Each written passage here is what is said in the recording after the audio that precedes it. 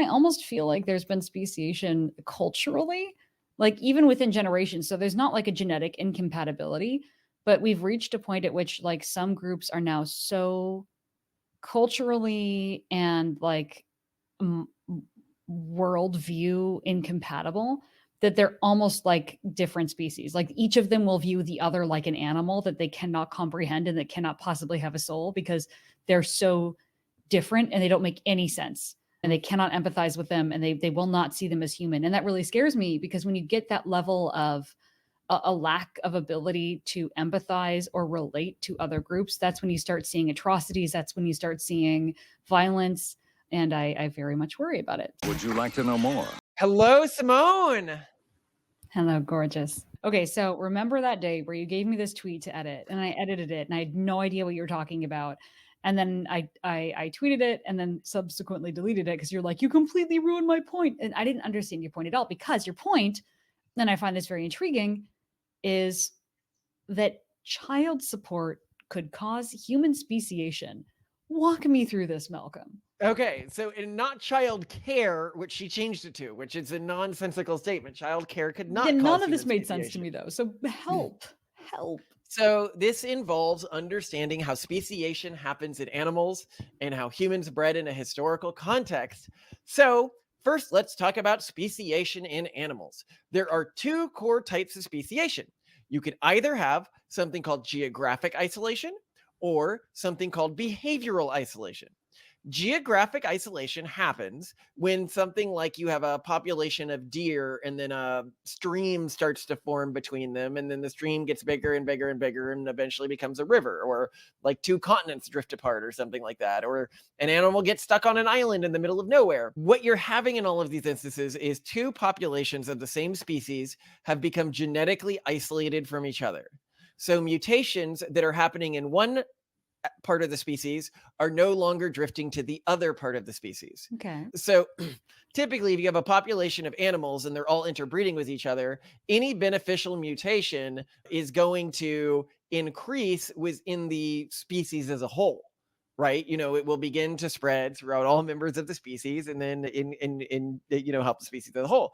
But if it's isolated with two populations, you might have some beneficial mutations spreading within this group, and other beneficial mutations spreading within this group. And now these two groups end up having sort of a new optimal state in which different types of beneficial mutations are benefiting each group because they are utilizing different ecological niches or utilizing different strategies to take advantage of their ecological niche. Now, this is a form of speciation that most people are familiar with if you're studying evolution at like a child's level. Like, this is how it's often explained. But then you also have behavioral isolation, which is maybe even more common as a form of speciation.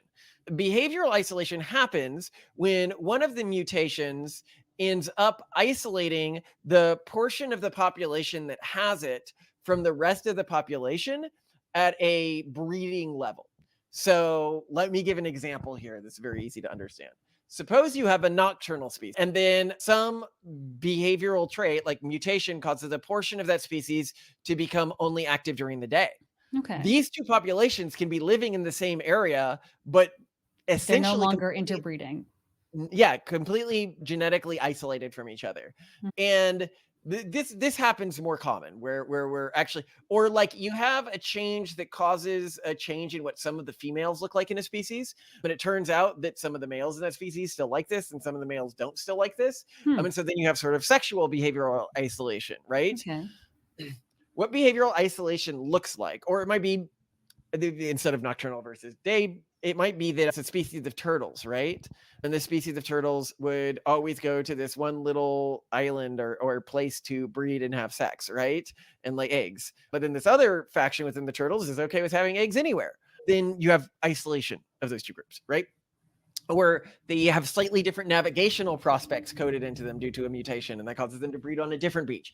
Now you have behavioral isolation, which is also sort of geographic isolation in an interesting way because they're not actually geographically isolated.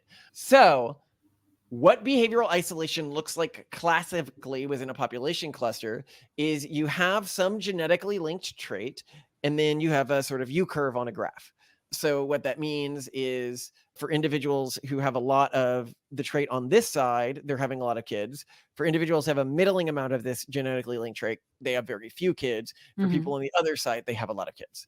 That is what behavioral isolation looks like. That is the graph we see with IQ, or well, not IQ, but earning potential at least, Wealth, and with for, wealth. yeah, wealth and fertility. And wealth has a high correlation with things like IQ, things like educational attainment, things like all sorts of genetically linked traits. Yeah. And interestingly, it doesn't just go to that, it goes to the other genetically linked traits. So you see this in things like weight, for example. The people who have the most kids aren't just the least wealthy kids, they're also the most obese people. And this is obesity, not just at like the accidental obesity level, but at the polygenic risk score. So at the my genetics obesity level, the polygenic risk scores that track with obesity. Now, keep Mhm. in mind, this is not due to some sort of difference in metabolic rate. Humans, even within like 2 standard deviations of the standard metabolic rate, only really differ by like 200 calories a day. This is due to self-control reasons. Well, But yeah, it would or when exposed to highly processed food, people with a certain collection of genes appear to have less ability to not overindulge, right? Yeah. And I say this as somebody who believes that I have a genetic predilection for a specific susceptibility to types of alcohol addiction. Ah, Um, so I am not saying that like I am above this, but this is a different type of addictive process, which is not correlated with wealth, which is an interesting thing. Like if you look at most of the most impactful people in human history, they drank a ton, like a ton more than normal people, whether it's Alexander the Great or Kublai Khan or Churchill. Churchill. It's just something you see God, throughout Bismarck history. I too. don't know Yeah, a why. lot of these people. I don't know if it's something to do with the deficiency in this pathway gives one an advantage within certain types of leadership roles, Mm. or if it's that the pathway has some sort of genetic. Okay, so hold on, I'll explain something that can happen with genes sometimes. Sometimes a beneficial gene is like right next to a bad gene on like the way that the human genome is coded, and so it means that most mutations that are selecting for the beneficial gene also select for the bad gene. It wouldn't be surprising to me if alcoholism propensity is somewhere on that within the genetic strand, or it could be that it's literally the same gene, like it's literally the same part of the neurochemical pathway that leads to these advantages that cause an Alexander the Great or a Kublai Khan. Sorry, I had meant to say Ogadai Khan here. Actually, funny story. His counselors became so worried about his copious that they made a rule for him that he could only drink 1 glass of wine a day. And so he had a giant chalice fashioned that could hold multiple gallons of wine in rebellion to this rule. Or Winston Churchill. A lot of people don't seem to realize how much Winston Churchill drank. So, for example, if we're just talking about champagne, Winston Churchill consumed 42,000 bottles of Paul Roger champagne from 1908 to 1962, never switching to another brand. That breaks down to around 2 to 3 bottles per day on average. There's reports of him during the war period, for example, having 6 scotches before dinner on top of other beverages. He'd wake up with a Paul Rogers champagne for breakfast, then another pint at lunch, and then a series of 10-ounce glasses of scotch and whiskey for dinner, and several more glasses of whiskey as nightcaps. So I think we did the math on this in one of our books because we got like a thing, and he drank the equivalent of, I think it was like 4.5 bottles of hard liquor a day. So a lot. Are causing, but that's a completely different thing. We're going to get to this is not correlated with obesity. Obesity is not correlated with outside leadership or economic success. It's actually inversely correlated with it. But actually, what you're seeing here within the human genome is two strategies for reproduction that are both successful in our current socioeconomic environment. Now, the problem is that the high wealth strategy, you need to be extremely wealthy. You only get above repopulation rate, again, at least within the US, if your family is earning over $500,000 a year. But as you go up from there, your fertility rate just gets higher and higher and higher. Now, my suspicion has been this dual optimization around fertility strategies might have been the case for a long time in human history, but it wasn't relevant. And this is where child support comes in. We're getting to it. Anyone who's familiar, one of my favorite sort of sex books for learning about the history of sexuality is My Secret Life. And it was written by a Victorian noble about his sexcapades going around. They might have been pre-Victorian, but it was early, you I know. think it was Victorian, and That's right. this was in across different cultures, different continents. The man covered a lot of ground in many Yeah, ways. and he'd talk about how he would sleep with peasant girls and how peasant girls were different from sleeping with noble girls, and how you could convince a girl you met like farming in a field to sleep with you. It had like a full strategy for like it was like, oh, innkeepers' daughters. This is how you seduce innkeepers' daughters. God. This is what innkeepers' daughters are like in bed. But this man was clearly in this, upper class community, right? And I should point out when I'm talking about like upper class communities, they are remarkably persistent intergenerationally, even when the odds are really against it. One of the most shocking studies that I had ever seen was looking at in China. So people who don't know how thorough the Chinese Revolution was, it created a societal inversion. Read The Red Scarf Girls, really great book at showing how bad it was for people there if you're interested in this. But in China, when they went through the Cultural Revolution, the amount of wealth a family had had before that and the amount of social and political power the family had had was inversely correlated to their new status. Whereas farmers were the highest status individuals and the former wealthy were abused and really just like it was horrifying, the lifestyles they had to go through. They had nothing and they now became basically the untouchable caste of society. What is shocking is that if you look at the CCP today, after a few generations of this, it was something like 85% of the leadership caste of the CCP comes from families that were previously in This untouchable intellectual class slash this successful wealthy person class. pre-dynastic, from the dynasty period of No, and I China. think similar findings resulted from looking at like post-Soviet social composition as well. So Yeah. in a couple of different cases, it has been found that families that had a lot of wealth and or power or influence and then had that removed, then within a few generations after the exogenous corrective mechanism was removed, found themselves once again in positions of wealth and power and Yeah, and again, we're influence. just like citing like objective research here. Like you can go out, you can find this research. Like this is not like our These days, can you find this hypothesizing. research? Not if you ask ChatGPT, not if you Google it. I mean, Well, I think you can Google it these days still. I don't think they've we'll scrubbed the see. internet of this, but I'll see when I'm doing the episode because I often try to post like pictures of it, and maybe it's all gone now. I think I still have the links. We can try to add these to the show notes because I really don't know if people are going to be able to find it otherwise.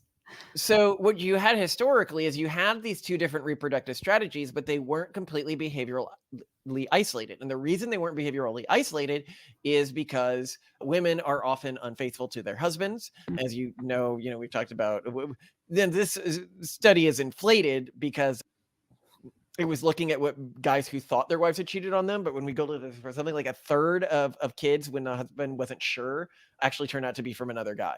I think population overall, it's something like 3% or 5% or something like Oh, so that of really kids. quite low.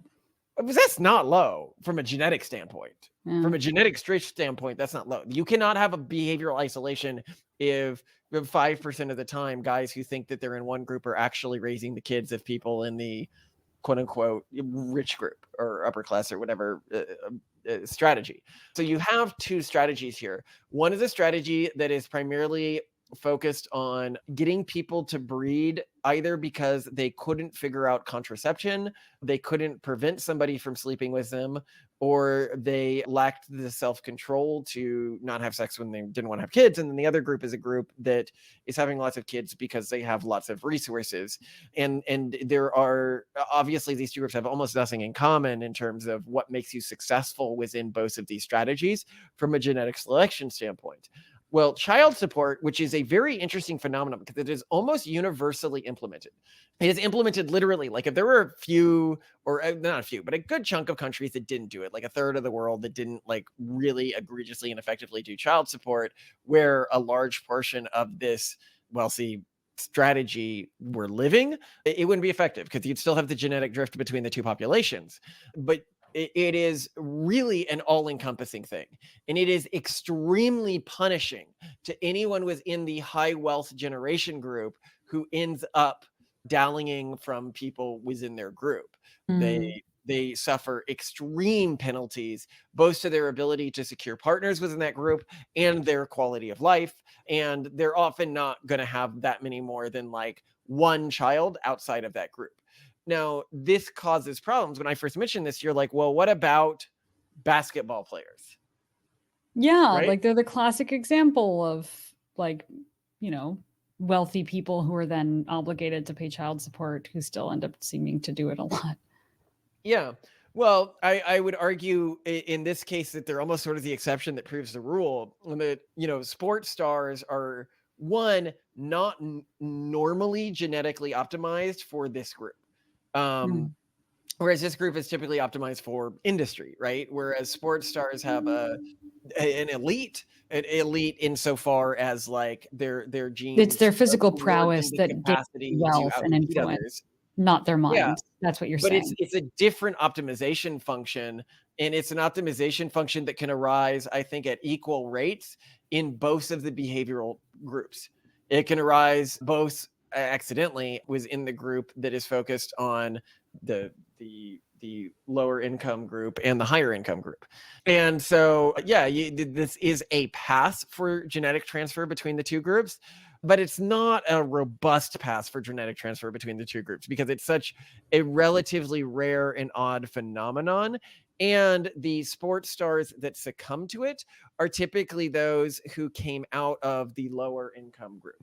By that, what I mean is they're often those who lack a level of self-control. When you enter like a lot of sports these days, like NBA and stuff like that, they warn you. Like there's courses about how women will like invert condoms that you use, how women will try to trick you to get pregnant, how women would well, it's a really, I mean, it's such a prodigious problem that it's something that they put a lot of effort into training people to avoid. Yeah, So, yikes. so people who don't avoid it are, I don't want to say like intentionally not avoiding it, but they either They lack were warned. They were given fair warning, you're the saying. self-control or the future planning abilities, or they just don't care, which is a problem. But it also means that you're also then not dealing with, because remember I said that people can enter this group of elite physical specimens from either of the two communities, but the only communities that are really getting tricked by this are the ones that enter it from the lower income community, because the other cluster of genetic traits like low impulse control and stuff like that that's clustering within that community as a successful reproductive strategy. And I should be clear around all of this that I have no animosity towards either of these groups. I'm just pointing out a phenomenon. These things are genetically linked, and these are two stable, successful genetic strategies. And I think that in many ways, both of them can add to the betterment of our species. But it is worth calling out that we are, and this isn't a good group and a bad group. Like this is, I want to be clear about that. However, one group is more likely to be economically successful because that is the core thing that's differentiating them. And that is, and also I should note that this isn't particularly ethnically clustered. Ethnicities exist. No, it seems to show up across nations. Yeah. But then are you But to be implying that clear, like the child support is on a broad societal level something that you could say worsens class divides and income gaps? Because when you didn't have that, you would have like very, very high agency, very high intelligence, high grit, high hustle people occasionally inserting genetic copies, partial genetic copies of themselves well, the into Great low Gatsby, economic right? opportunity parts of the population, thereby giving those groups like an in to higher resources. Like, is Yeah. am I Well, making sense? This it was sounds, preventing a level of genetic isolation, and yeah, I should note, and to be realistic here, there are cultural differences between different ethnic communities that can lead to them being more susceptible to certain practices. So, for example, if you take the Black community, right, like there is definitely a lot of our Black friends are like really educated, really smart, and they are not going to go out sleeping with random women, regardless of their ethnicity, because they understand the cost of that to them.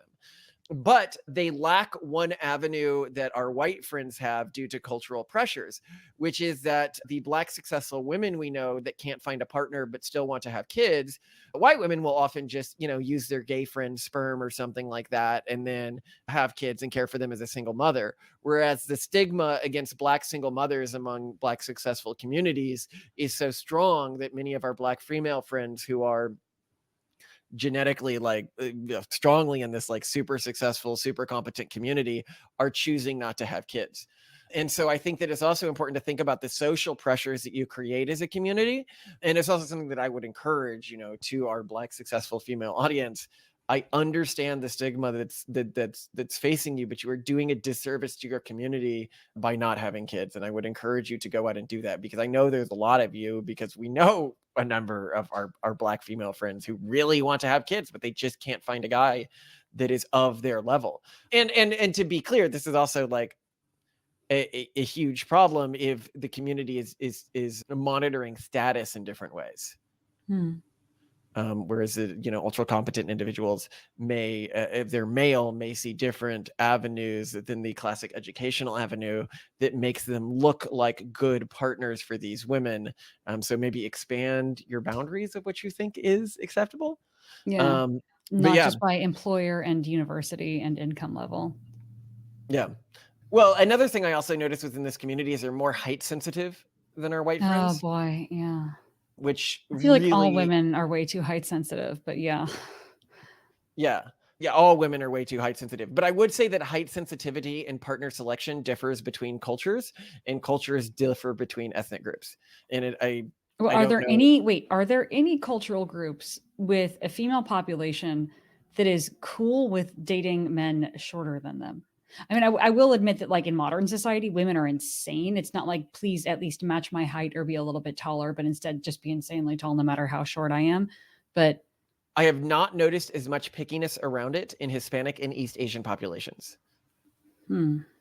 It's not that they have no care for it at all. They care like all humans do, but they are not as hard line about it as But could that be because there are more likely to be income disparities between men and women? Because the one thing that clearly makes height a non-issue is a lot of wealth.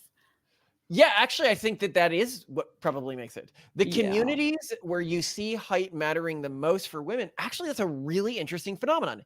It's the communities where there is more income equality between men and women, because within both the Black and the white communities, There's no the longer income successful disparities ones, that can make up for the shortness.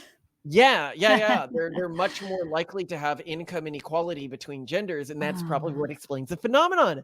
well, Very well, clever, well. Simone.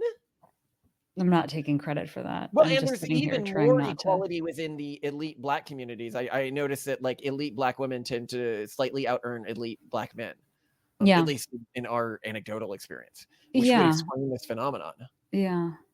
Yeah. Okay. But I think that's also because, and this is like a weird institutional bug that may not last forever, the elite Black men that we know are far more likely to themselves be entrepreneurs or pursuing very risky investment, political, nonprofit, whatever ventures, right? Like Mhm. they're not doing the thing that's going to earn a lot of money. And then Well, the very successful Black women that we know are far more likely to be employed by a large corporation that is going to give them disproportionate value, because not only are they incredibly high caliber and smart, but they also, thank God, are not a white male, because they desperately need to not hire white males anymore. You know what I mean? So they're and going to this be is paid a part of the premium. damage, the genetic damage that the affirmative action is causing to the American Black community. In that, if you are an ultra competent, ambitious Black person, you are much better off going into bureaucratic roles than Mm. you are going into entrepreneurial roles, because you have an advantage within those roles due to affirmative action. Well, and the affirmative action is also very annoying, because to a great extent, these roles that are being offered, I don't see a whole lot of opportunity. And this is a complaint we constantly hear from these same high caliber women, that Yeah. like they've been welcomed into these institutions. They are being paid extremely generously, and no one is listening to them. Oh yeah, no. Nothing And they so do what's really matters. interesting that happens to people is this weird little honey trap where they Yeah. get up to a level within these corporations, whether it's, Google or Cisco or whatever, right? Where they now are extremely powerful, extremely well paid by society They're not standards, so much extremely so. powerful. They're making a lot of money and they're in a very prestigious Okay, high position. status, Yeah. but they cannot leave the job to do an entrepreneurial pursuit because, it would be such a cost to them given everything that they've been afforded from this The bureaucracy. opportunity cost financially is too high. Yeah, but they actually have a floor preventing them from entering real leadership roles. They Mhm. can enter token leadership roles, but Mhm. not real leadership roles because Talk about a these trap. Like that is so damaging. Like so the only thing that affirmative action is giving to some people in some cases, and it's typically people who already come from somewhat privileged backgrounds, but happen to be the right yeah. checkbox. They're giving some opportunities, but they're not giving them power. They're not giving them influence. They're not giving them satisfaction, and they're not giving them high fertility culture. So this is really bad. This is It's really like a bad. sticky mousetrap for Ugh. these communities. It's just horrifying and it's Erasing their gruesome. best and brightest. What on earth? I find it genuinely repulsive because these communities produce some really interesting orthogonal thinkers who don't think like the communities that are often most likely to go into, entrepreneurship and stuff like that. Because it's through orthogonal thought that you can outcompete within entrepreneurship, which is one of the reasons why first generation immigrants do so well. But Mm. I wanted to end this particular topic with a shout out for something one of our listeners is doing, because one of our listeners reached out to us, and we always try to promote when they're working on something that's like aligned with our work. So this organization is, if you wanted to report, so I think that it was started with the motivation of like really unfair things happening within family courts and stuff like that. Mm. But to quote him, if you want to report a woke teacher or school board member, this is your opportunity to shine. And every time somebody Googles their name, they will live in infamy. No more denials. This will be your chance to shine. And other people can give reviews to these individuals. So basically, once somebody does something really egregious from like a woke perspective, there isn't a good mechanism to snap back against them right now within the bureaucracy, right? There is no counterpoint to this. There is no real punishment for going overboard in terms of cultural imperialism, which is what we see on the left right now, the belief that their culture is naturally superior to all other cultures and that everyone else is basically just savages in their wake and must have their cultures erased, and that they are only uplifting the children by taking them from their families, because that is always a great thing to think. That always makes you look good in the eyes of history. But the name of his website, if you want to check this out, and again, I haven't really vetted this project that much, but it sounded reasonable to me, okay, is familylawAccountability.com. And I'll put that on the screen here. And I think that that's a cool project. And I wanted to talk about it within this episode because I figured a lot of people who are having trouble with child support systems and unfair courts and stuff like that might click on an episode titled something around child support. Interesting. Cool. Thanks for sharing that. I hadn't heard of that yet. Yeah, well, it's a good project. Like I'm like, yeah, that's pretty cool. He's not out here asking us to promote him or something. Fair. Let's Oh. be anyway. I love you to death, Simone, and I found this episode pretty entertaining. Yeah, I'm glad you explained this to me in greater detail because I was obviously so confused when you first explained this to me. Because Would you sometimes believe me? thinking Do you is think this really actually hard. happened? Hmm? Do you think that that it's actually a phenomenon that we're seeing that didn't exist historically, or do you think I'm hallucinating? I think that you can see levels of even human speciation historically. Not in terms of like, oh, they can't interbreed anymore, but like to a certain extent, I almost feel like there's been speciation culturally, like even within generations. So there's not like a genetic incompatibility, but we've reached a point at which like some groups are now so culturally and like worldview incompatible that they're almost like different species. Like each of them will view the other like an animal that they cannot comprehend and that cannot possibly have a soul because they're so different and they don't make any sense and they cannot empathize with them and they will not see them as human. And that really scares me because when you get that level of a lack of ability to empathize or relate to other groups, that's when you start seeing atrocities. That's when you start seeing violence. And I very much worry about it. So yeah, I mean, this is an important thing to think about and to keep an eye out for. And it's great to know some mechanisms that might make it worse. Yay. I love you to death, Simone, and I love you I'm too. so fortunate that I don't need to worry about child support with you. Yeah, I think we're going to be okay. Oh, goodness. All right. Bye.